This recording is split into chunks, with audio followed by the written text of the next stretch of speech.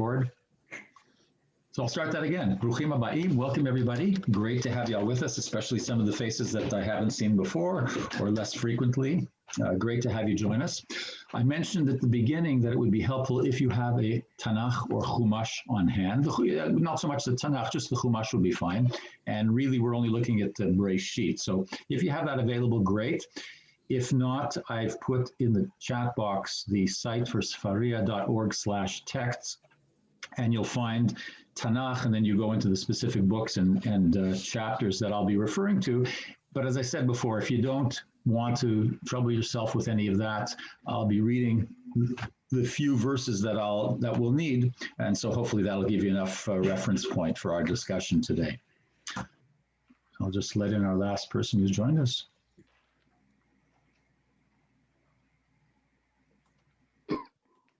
Okay, so just a quick question. Again, depending on the numbers that attend, sometimes it's a little easier to have a discussion. My inclination, as most of you know and who are familiar with me, it's less to give a lecture or a drasha, more to try to have a discussion, although Zoom kind of limits that a little bit. So I'll try to give opportunity for people to participate when they'd like. One thing that I would say is those of you who've joined us before know that I often take a little more seriously the plus part of the title, Parashah Plus. So we use maybe the Parashah as a jumping off point for discussions on different issues. Today we're going to really focus a little more on the Parashah and some of the text there. And what I wanted to start with is we read about in the beginning of the Parashah. It says, Vayechi Yaakov be'eretz Mitzrayim 17 shana. So it talks about how many years Jacob lived, beginning with how many years he lived in Egypt, fascinatingly, and then only then telling us how long he lived altogether. He's on his deathbed. He's about to call his sons to him. Before that, he begins that with Joseph and wanting to give his two grandchildren blessings. We'll come back to that in a moment. But my initial question would be this. If we look at Jacob's life, and even if you don't have the text with you, just from the narrative with which you're familiar, if we look at Jacob's life, how would you evaluate his life? And what do you recall about how Jacob might feel about his life? So if you were to try to sum up what, again, not in terms of starting to give a narrative about what occurred in his life, but if you were to try to sum up how Jacob might have evaluated his life, or as you as an observer of his life, what words might you use to describe Jacob's life? What I'll suggest is if you want to answer that vocally, sure, we'll give it a shot. If I see your mute off, then I'll call on you if that's your intention. So, Mark, did you want to suggest something? I was going to say loss. Okay, certainly loss, and it's a great point to start with, because I think that's maybe one of the things I wanted to focus on today, the idea of loss. And certainly anybody who's lived long enough has experienced loss, whether it's of a parent, a spouse, a sibling, tragically sometimes a child. But loss is something that perhaps is one of the focal points of Jacob's life, and we certainly read about that when he's talking about what his life has entailed. One of the things he brings up more that stands out and is perhaps the most significant event in a sense, because that's what he mentions. He mentions the fact that Rachel, his beloved, died on him. It's an interesting phrase, Meta alai Rachel, died on him. Like she went and died on me, like she abandoned me, left me. It kind of has that sense to it, but I'm not sure if that's really the tone that he's using. But certainly that's one of the most impactful events on his life. So Mark, I think the idea of loss is something that's very significant, even if it involves some regaining of what you thought might have been lost, because of course he thought he had lost Joseph. He feared for the loss of Benjamin when that whole incident with Joseph begins to unfold in Egypt with the charge that the brothers are spies. And then interestingly, he regains those two sons. And that's not something that many of us have a chance to experience. We go through a loss which we see as a loss or an anticipated loss. And then all of a sudden that loss is kind of canceled out. So that's kind of a fascinating element of Jacob's life, this up and down reversal of fortunes a number of times. Who else wants to take a stab at it? How else might you describe Jacob's evaluation of his life or your evaluation? Ruth, go ahead. Difficult and also dishonest in a lot of ways. Because first, when he was dishonest to his father, which came back to haunt him because of dishonesty when he was with his father-in-law.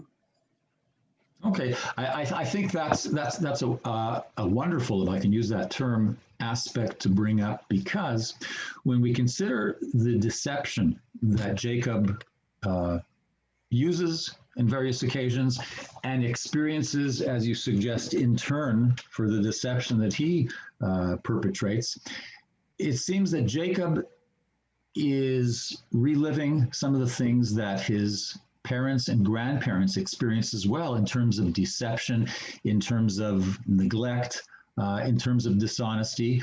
But in Jacob's generation, his experience is much more intense, much more repeated than Abraham and Sarah and Hagar and Isaac and Rebekah experienced in their life. But it's something that it's not new. It's not new to that family. That's something that the generations beginning with Abraham and Sarah experienced trouble with dealing with family dynamics, to the point of preferential treatment, to the point of certain dishonesty, and that certainly exists in the time of Abraham, calling his wife his sister when going down to Egypt, or to living among the Plishtim.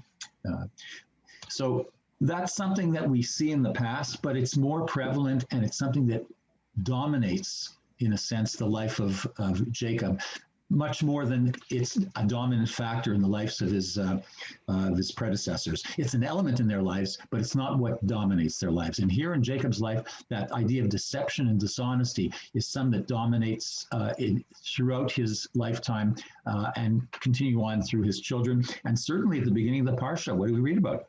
We read about him asking Joseph to bring his sons there so he can bless them.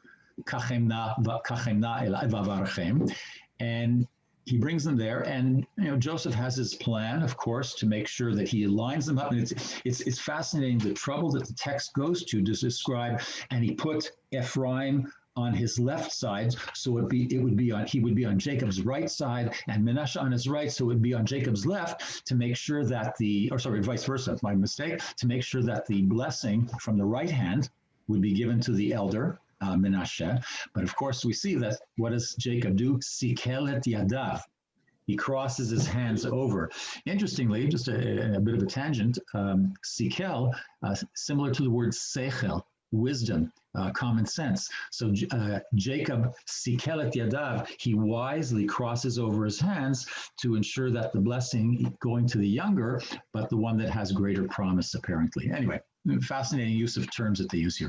But you're right, Jacob is aware of the deception he's experienced, aware of the dishonesty he's used, and yet he uses similar measures when it comes to blessing his grandchildren. So certainly that dishonesty and deception is a very prominent element and experience in the life of Jacob. Anyone else? Barbara. I'm thinking regret, big time. But I don't know if he actually acknowledged it. But I think there's a lot of regret there with his wives, his children. Okay, so where would you say he expresses that regret? I think that's a great point. You don't have to remember a specific text, but how is that regret or remorse expressed in the Parsha? So I can think of two examples. Oh, sorry, go ahead, Barb. Okay, I'm wondering if at the end, with the way he actually ends up blessing Manasseh and Ephraim instead of the others. Okay. I'm not sure. It could be.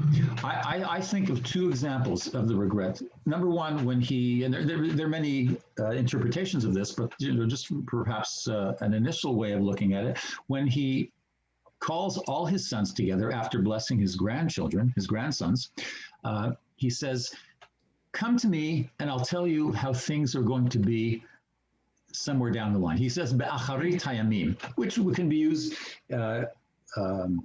eschatologically. It's used to refer to the end of days, when the world will end or there will be a new world. I don't think that's the intent here. It's more how things will be in the future. What things are going to look like for you guys in the future? You know, what's going to be your fate? And then, of course, what does he do? He talks nothing about the future. He talks about the past, and he talks about the misdeeds of some of his sons, the promise that other sons have. And so there probably is regret and remorse in that when criticizing his sons for their behavior in the past and perhaps how they might behave in the future. He, in a sense, is, I would say, if indirectly, admitting to a certain responsibility for that, regretting the way he's dealt with family dynamics, with the enmity and jealousy that existed between the brothers, with the preferential treatment that he's given some, including that displayed among his wives and concubines.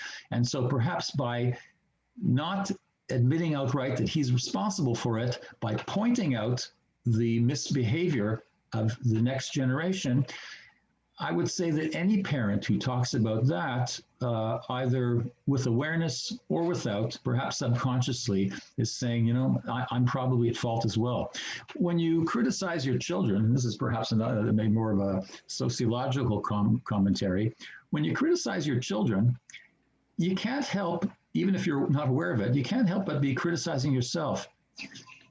Albeit children are shaped by their environment as much as by their genetics and their home situation, but they're shaped somewhat by their home situation no matter what, except perhaps those who were taken away as infants and adopted in whatever circumstances, or God forbid their parents are taken from them under unfortunate circumstances. But those who grow up in a home are shaped by that home. And so any parent who offers criticism of a child on their deathbed or on other occasions is saying, well, you know what, I'm somewhat responsible. I have to say this because I'm admitting, even if indirectly, that I've had a role in the way you've become, the way you've behaved, the things you've done, the things you've neglected to do.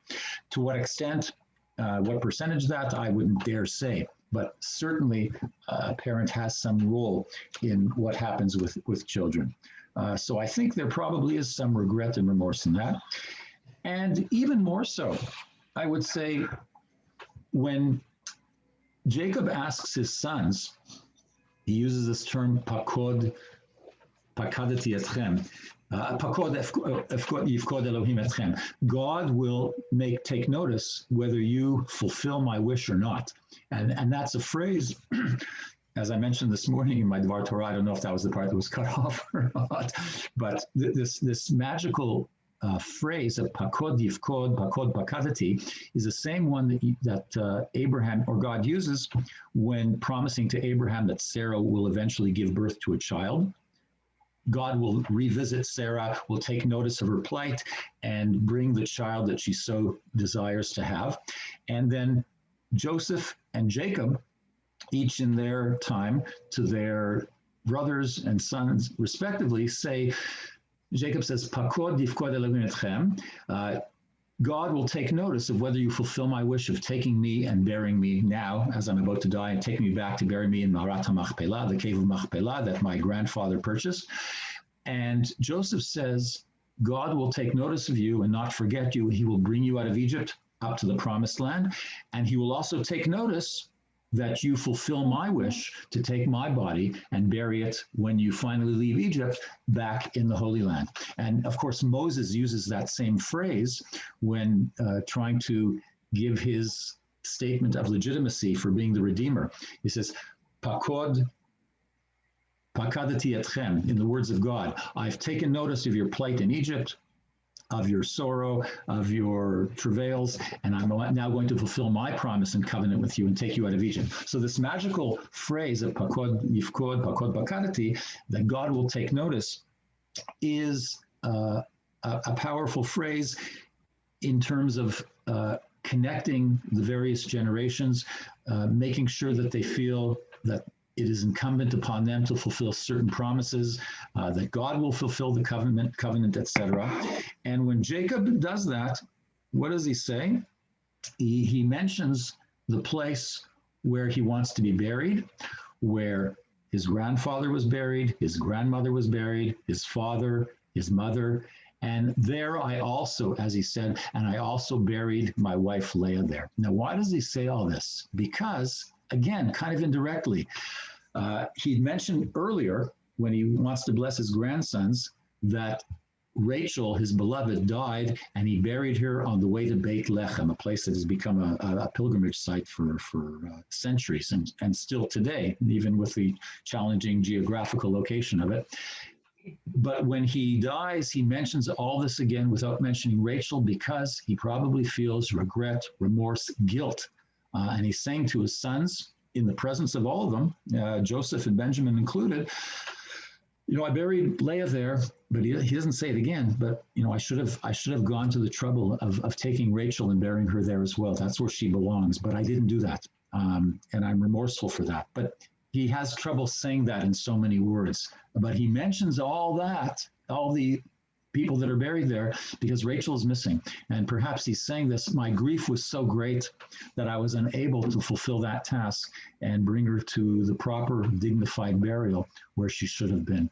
Anyway, so this idea of regret and remorse for acts done or neglected to have been done in the past is incredibly powerful, I think, in the speeches that Jacob offers to his sons, to his grandsons as well, even if indirectly said. I think they underlie some of his speeches. Sharon.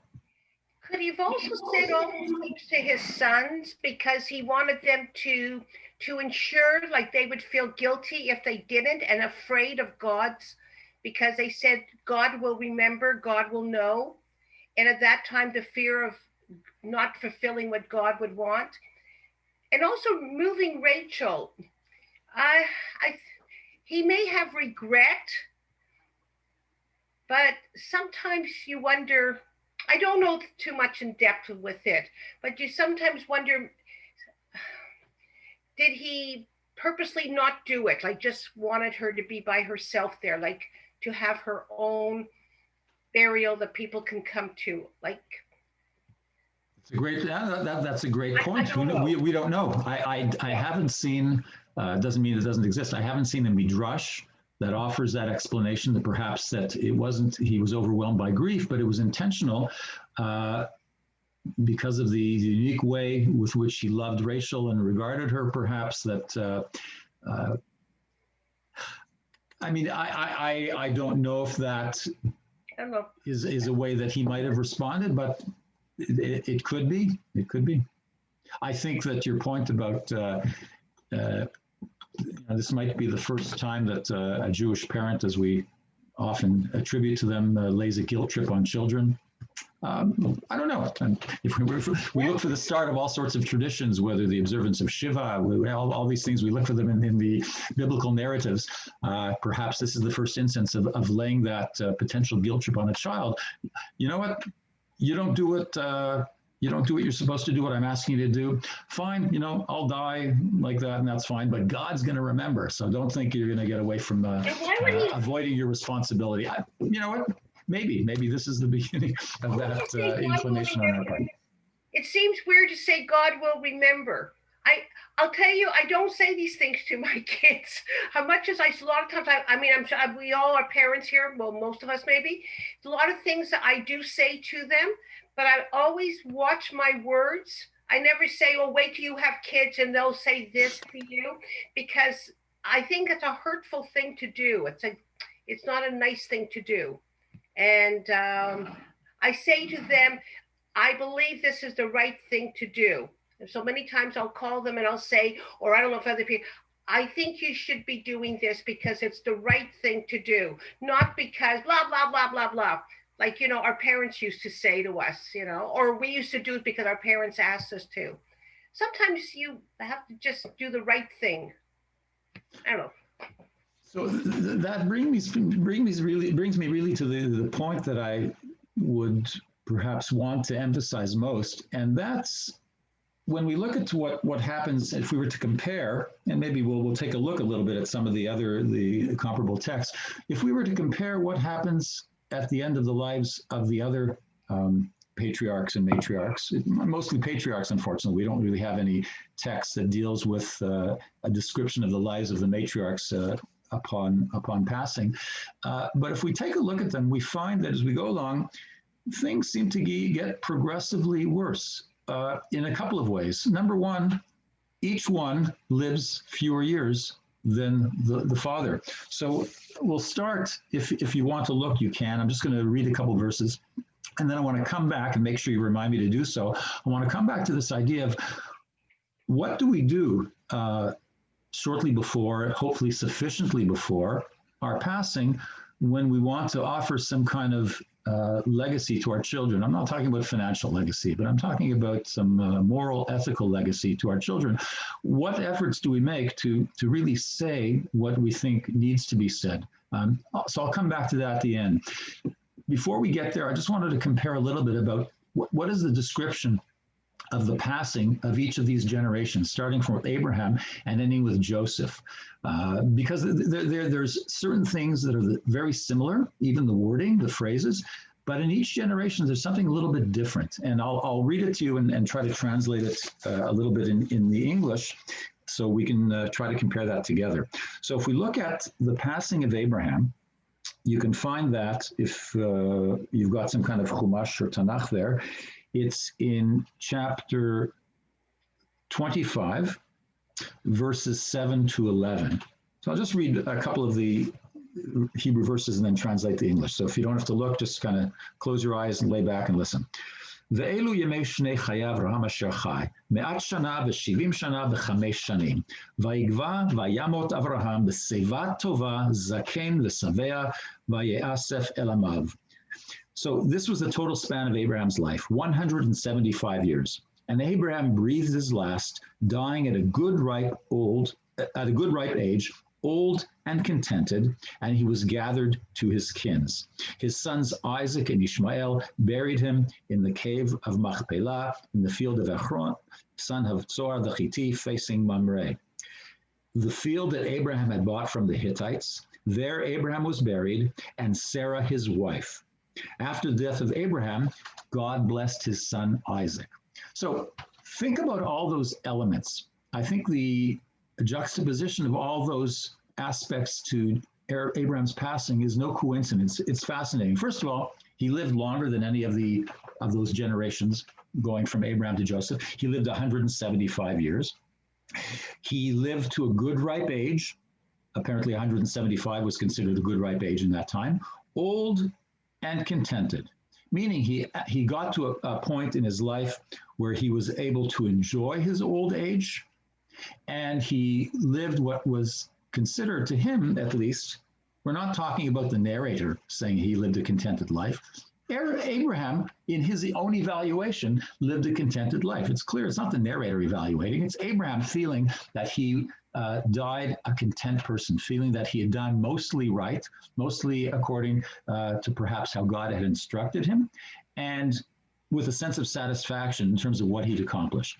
Vayasef elamav, and he was gathered to his kin.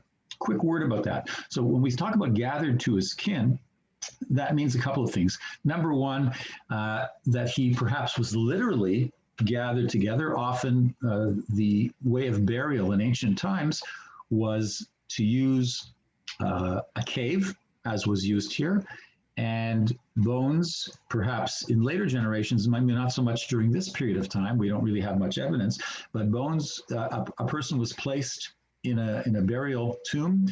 After a year, the bones were gathered together and placed in an ossuary, a box that contained bones. And often an ossuary was used for multi-generations. So the same grave and tomb could be used, and then all the bones would be gathered together. And so you're literally gathered together with previous generations. It's quite a literal, tangible gathering of your bones, as opposed to a metaphorical expression. So that's one element, and that's what we find with the others as well. But two other things here are quite fascinating. It emphasizes, this is the field that Abraham bought from Ephron. That's where Abraham buried his wife Sarah, and that's where Abraham was buried. This emphasis that they were buried together, Abraham and Sarah. Despite some of the tension that existed between them, there was a love that existed for most of their lives, we would anticipate, and they were buried together. And perhaps that's part of this fulfillment and satisfaction that Abraham feels. And even more, God blessed his son Isaac. So saying something that there's this continuity. We know that God had blessed Abraham a number of times and established a covenant with Abraham in different locations, and that continues to his son Isaac. So this fact that Abraham must have done something right, that immediately after his passing, God perhaps takes that blessing and transfers it to Isaac. So there's a legitimate and recognizable transfer of this covenant from Abraham to Isaac. Okay, let's go to the description of Isaac's passing. You can find that again, of course, in Genesis chapter 35, verses 28 to 29, a little bit shorter. So I'll read the two verses for you. This is, of course, after Jacob. Just immediately before that, it describes a Jacob. This is after his meeting with Esav. He's returning to the promised land, and he comes to his father in Kiryat Arba, near Hebron. Vayu yemei Yitzchak me'at shana u'shmonim shana. Vayigva Yitzchak, vayamot, vayeasef el amav, zaken u'sva yamim, vayikberu oto Esav v'Yaakov banav. Okay, Isaac was 180 years old when he breathed his last and died. He was gathered to his kin in ripe old age, and he was buried by his sons Esav and Jacob. So, although he lived 5 years longer than his father, it says he was gathered to his kin in ripe old age. It doesn't say, interestingly, that he lived a contented life, as it says with Abraham. So that element is missing. But he did live to a ripe old age, and he was blessed with the fact that he was buried by his sons Esav and Jacob. So similar to the fact that Isaac and Ishmael come together to bury their father, here Esav and Jacob also come to bury their father together. And that perhaps is as great a blessing as anything. The fact that siblings who had striven and struggled and perhaps at the threat to each other's lives, lived separately for much of their lives, the fact that they are able to come together and pay respect to a parent upon burial is something incredibly powerful in our tradition as well. Granted, we know of many cases where siblings do not overcome the strife that they've experienced amongst themselves during life, even at a time of passing of a parent, and that's a tragic thing to watch and experience, of course. But perhaps the blessing is that as much as siblings may or may not get along, the fact that they're able to pay respect to a parent by coming together, even if only momentarily, and for that brief period of Shiva, or shorter or longer, that's something of a blessing to the parent, even when they're not alive anymore. So that's something that Isaac experienced as well, but he doesn't have the same contentment expressed here as in the case of Abraham. Okay, let's go to Jacob, which is, of course, in this week's Parashah. And we go to the beginning of the Parashah. It says, Vayichi Yaakov be'eretz Mitzrayim 17 shana, Vayihi me'Yaakov shnei chayav 7 shanim v'arba'im u'me'at shana. So even before, and this is interesting, because even before Jacob dies, it describes his life.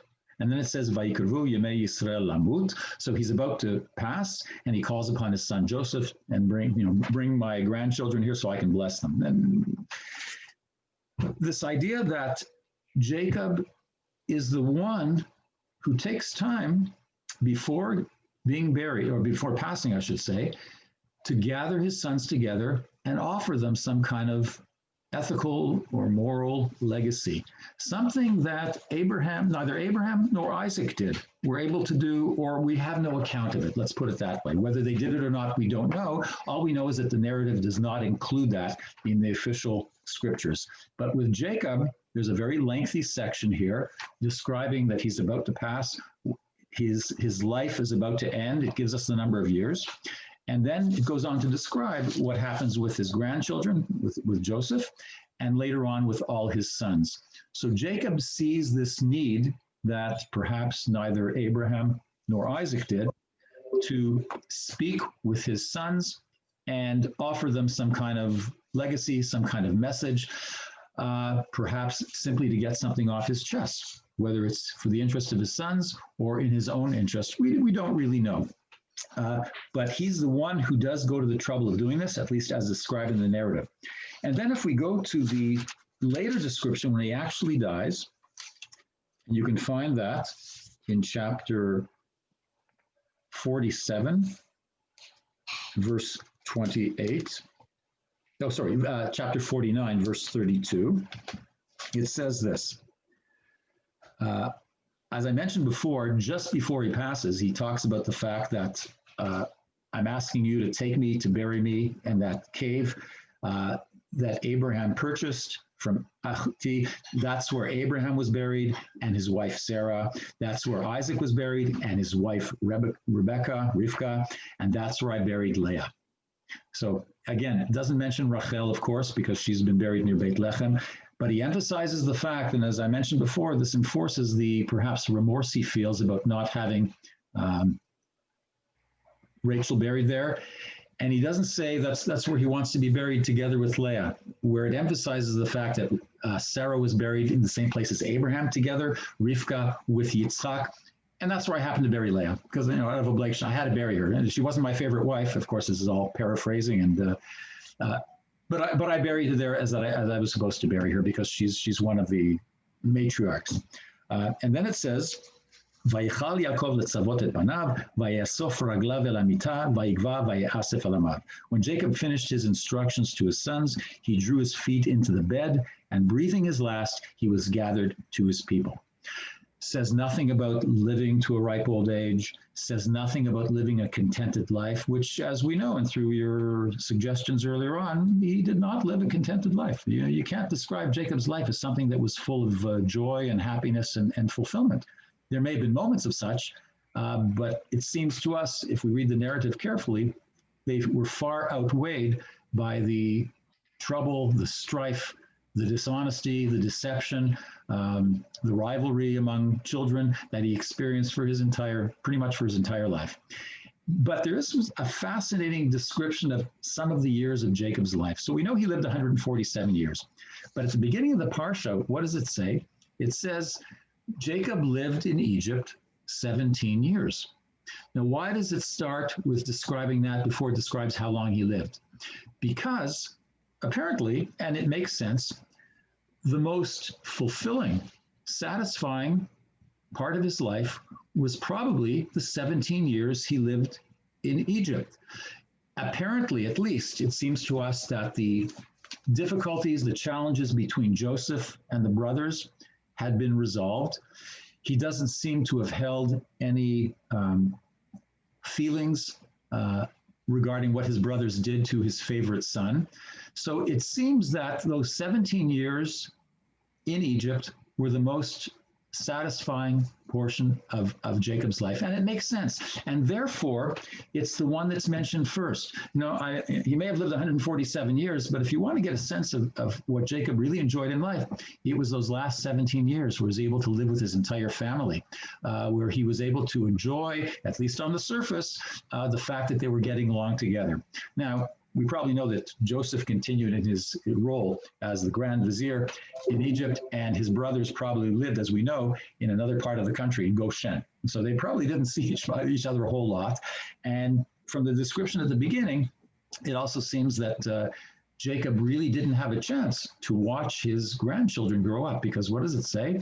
It says, Jacob called to Joseph to bring, it initially says that Joseph heard that his father was ill. Somebody had to tell him. He didn't know. It means that he wasn't visiting his father regularly to see how illness was creeping up on his father. Somebody has to come tell him. And only then does he go visit his father, who asks him to bring the grandsons there. And what does it say? Vayar Yaakov et bnei Yosef, vayomer mi ela. So Jacob looks at his grandchildren, and what does he say? Who are these? Who are these kids? I don't recognize them. And what's, in a kind of guilt trip theme that we talked about before, who are these kids? Like, why haven't you brought them to visit me before? Like, why have years gone by? You never bring the grandchildren to see their grandfather? What's going on here? Of course I don't recognize them. I haven't seen him in 10 years. So we don't know exactly what the circumstances are. We can consider those 17 years ones as relatively peaceful for Jacob. But it might be a little bit far-fetched to say that everything was dandy and that he had dinner with his family every Friday evening. They got together, made kiddush and had challah together and everything else and chilling. Whoever knows what they made in Egypt at the time. It's probably not the case based on the description at the beginning of the Parsha. Having said that, those years were much more satisfying than what Jacob had experienced before. Mark. That's why I think these 17 years it comes first before his age, because following the narrative after that, what you just described about him not knowing his son, his grandchildren, and the fact that Joseph was busy as the head of the country suggests that what was wrong with Joseph, that he couldn't pay attention better or be more attentive to his father. Absolutely. And so I think there's some criticism here as well. And it's maybe, why does the text or the narrative go to such great lengths to describe what seems to be a less than ideal family dynamic, even during those 17 years? Because it's saying that, look, we need to know how to maintain some kind of sense of family and priority in terms of how we deal with members of our family. Granted, not every family has that. And as we know from our own personal experience, most families are not like that, where everything continues generation after generation going well and people wanting to see each other on a regular basis. That's not our reality. And the Torah is showing us that this is reality. We can strive to have that regular encounter with members of our family, whether it be multi-generational or with siblings, etc. But that's not the way it works. And that's why the Torah gives us these fascinating descriptions. They're not showing us, they never throughout Breshit, there is no what we would like to describe or see as some kind of ideal family. That doesn't exist in the Torah, as it doesn't exist with us either. And so I think that's the beauty of the text, because it describes something with which we can easily identify to whatever measure. Hopefully it's not as severe as the experiences of those in the patriarchal and matriarchal descriptions, but many of us have experienced those type of stresses and tensions within the family, as all those characters in Genesis experience. I would jump now to the end of the Parsha. If you look at chapter 50, verses 22, and then 26. This describes Joseph's passing. Oh, sorry, I should mention, just before I go to Joseph, when it talks about Jacob and it talks about the burial, that's one of the most fascinating things, because it mentions the fact that who goes to bury Jacob? We hear about the two sons in the earlier generations getting together, even though those two sons didn't get along together. What happens here? Joseph goes. Joseph, all his brothers go. All the elders of Egypt, all the servants in the household of Joseph. You have this mass procession, as described in the Torah, going to bury Jacob, according to the agreement of Pharaoh, after Joseph has asked that he be given leave to perform this task of final dignity to his father. And it says there was misped gadol v'chaved me'od, a very heavy mourning period for Jacob. Vayivku oto Mitzrayim, listen to the terms, Vayivku oto Mitzrayim shiv'im yom. All of Egypt wept for Jacob 70 days. 70 days, but it emphasizes Mitzrayim, meaning Egyptians. And I think there is a bit of a commentary here, perhaps even a criticism, and this is perhaps based on our tradition as well. They wept for him for 70 days. That is a long time to be mourning, to be an official period of grief for somebody. And keep in mind, this is after his passing, before he's buried. 70 days they wept for him. And only after those 70 days, according to the traditions of Egypt, apparently, does the procession leave in order to bury Jacob in Ma'arat HaMachpelah in the land of Canaan. Now, I think it's making a statement about the fact that our tradition insists on a certain period of mourning, but what we have determined, whether arbitrarily or based on experience, as a reasonable period of mourning. 70 days is not appropriate, and we always try to help people in coping with their grief to describe them. You have to make these certain transitions. Obviously, time is different for everyone, but we found through our experience that the tradition of observing Shiva, the 7 days of official intense mourning, is the right amount of time, more or less. Some people think they don't need that, some people need more, but that's been the time determined. You don't want to sit there weeping intensely for that period for 70 days. That's not what we would consider to be a healthy process. It says afterwards, Vayas laviv evel shivat yamim. So it says after they buried, and remember, this is after the burial. After the burial, Joseph and his retinue, including his brothers, made a period of mourning for 7 days. So here is the original tradition for the idea of Shiva, the idea of mourning intensely for a period of 7 days of Shiva. In stark contrast, one, to the Egyptian custom of 7 days of crying or grieving over someone before they're buried. Our grieving, our tradition of official grieving only begins after the burial. And so you might ask, why is that the case? Why do we wait until burial before we begin the official grieving? And why do we insist on burial being so quick after passing?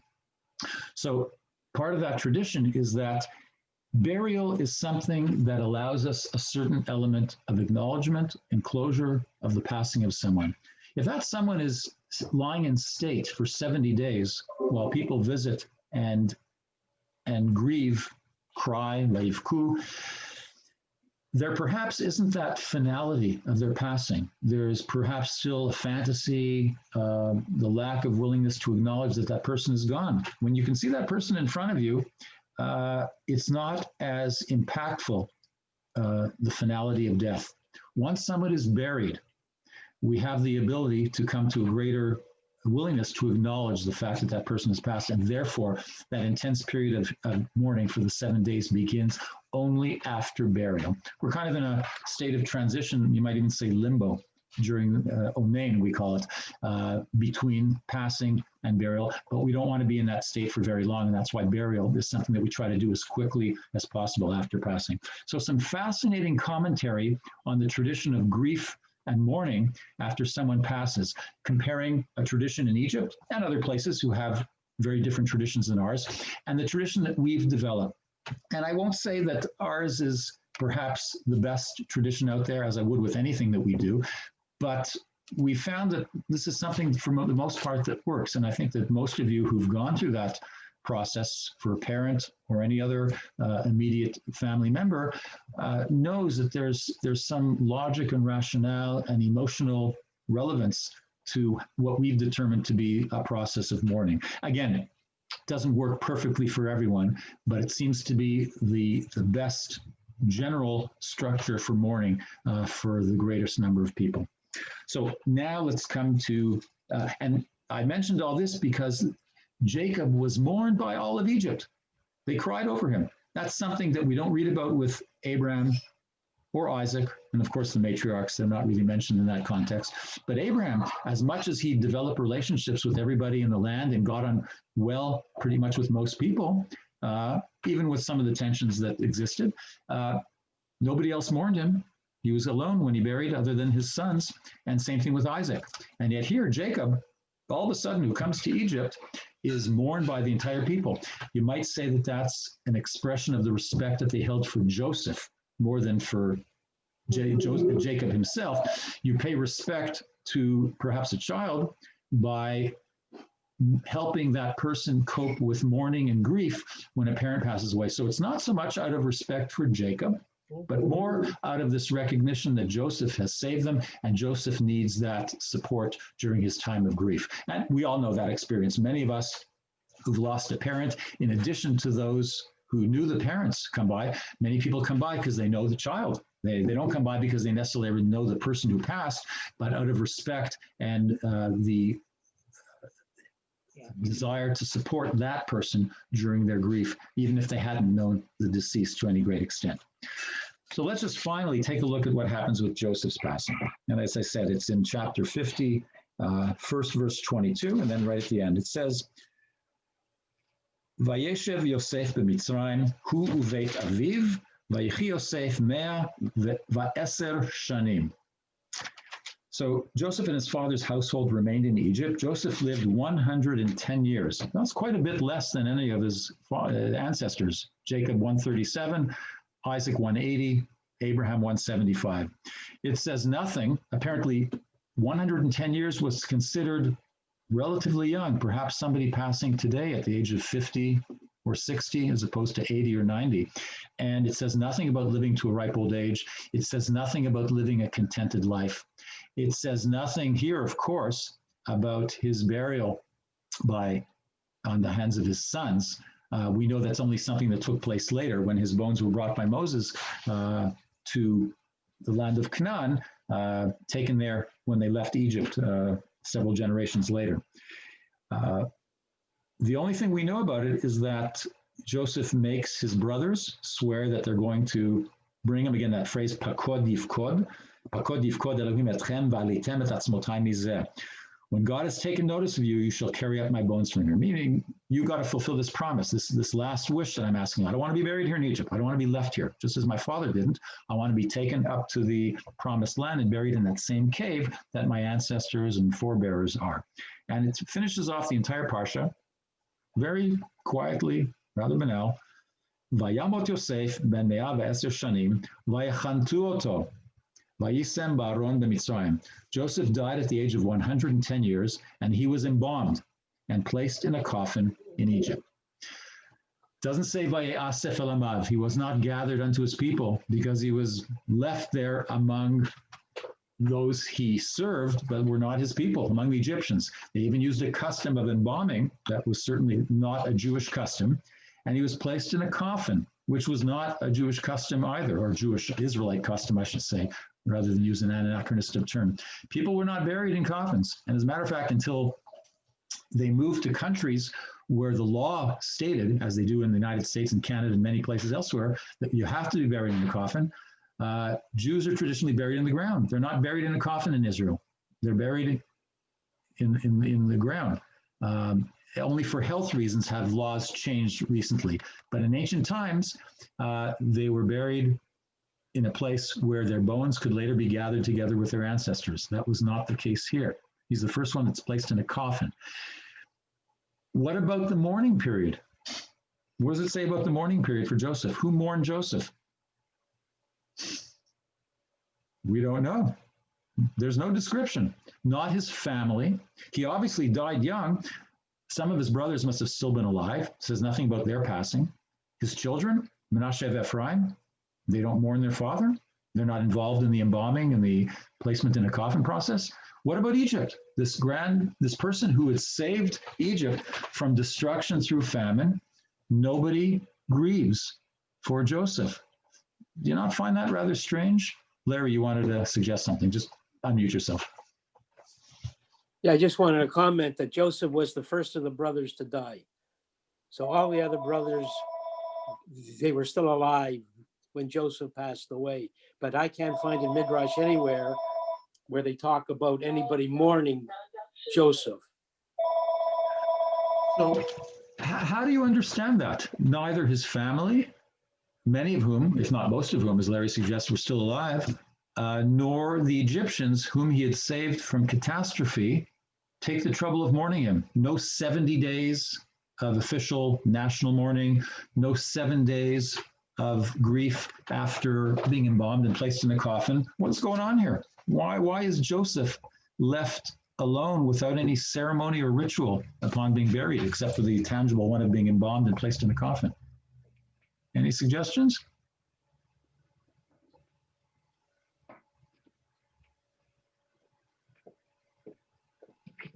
Ruth, you want to give it a shot? I think that the brothers still felt guilty.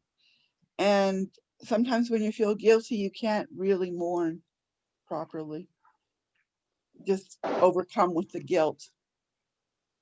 And I don't know, I don't completely understand if his children were, understood mourning their father the proper way. Like, I mean, were they really Jews? Like, they were less, but was their So, mother Jewish? Yeah, those are those are all good points. One of the explanations of Jacob's comment about Mi'ela, who are these children that you're bringing to me, is not just because he hadn't seen them, he's laying on the guilt trip, is because they were dressed differently. They weren't dressed as the Israelite family tended to dress living in Goshen. They were dressed like Egyptians, so he had no idea who they were. Jacob did not live among Egyptians, apparently. He lived with his family in another place. And when the sons are brought to him, they were wearing clothing and dress. Perhaps their hairstyle was different as well. So he didn't recognize them from a cultural perspective, not so much from a guilt trip. I haven't seen them. They've grown up. I haven't seen them in 10 years, but because they were not recognizable as Israelite, as members of his family, as the way that Israelites and the family of Israel might have dressed. So this idea that they'd grown apart, Joseph and his family, and even his sons, as you suggest, and I think that's a reasonable one, that they didn't know, even though perhaps they'd seen what had been done for their grandfather when he passed away. They perhaps weren't sufficiently educated or internalized that process or felt the need to do that, maybe out of embarrassment. They didn't want their Egyptian friends to see them doing some strange Israelite tradition that is not Egyptian. We've all experienced that or seen our kids experience hesitation about identifying with Jewish rituals because of embarrassment and how they'll be seen by their non-Jewish friends. So there are a lot of ways of interpreting this, and I'm not going to suggest any. I'm going to leave that question with you to ponder in the coming days, especially why would Egypt not have felt a need to mourn for Joseph as they did for Jacob not too long before that.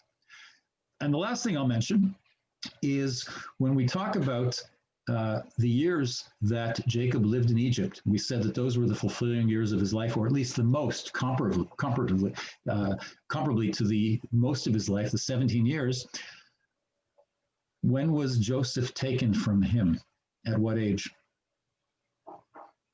Yosef ben Shana. Joseph was 17 years old when the whole dream episodes erupted, and he was eventually sold into slavery. So the first 17 years of Joseph's life, he's with his father. His father's enjoying his favorite son, pampering him with a multicolored dream coat, and then he's taken away from him. And then 17 years, he gets to enjoy another 17 years with Joseph before passing. And those, again, are perhaps the most fulfilling years of his life. So this Parashah really gives us an opportunity to consider what's important for us in life, how perhaps near the end we can evaluate our lives, and more importantly, how we deal with passing on some kind of message to future generations. Do we make the effort to do that? Do we accept and acknowledge the fact that our passing is imminent or is approaching? Or even if we don't feel that is approaching, do we make efforts to plan for that properly? Do we think about those things in a timely manner? I'm not sure we always do. And I think this Parsha gives us a lot of material to think about how we deal with the passing of members of our family, with our own, and how do we or do we not prepare for that in the most effective manner? Larry, you wanted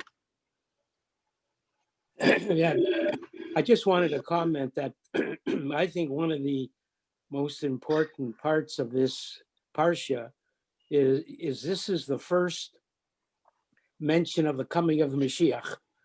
If you look at 49:10, this is the first time in Torah, I believe, that the coming of the Mashiach is mentioned, and it goes along with this passing that Joseph does talk about, Judah. It talks about Judah becomes the forerunner of the Davidic lines, which you would have thought Reuben would have been, but no.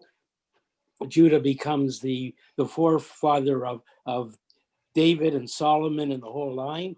And he also mentions that this is the until Shiloh shall arrive. And this is the first mention of the Mashiach.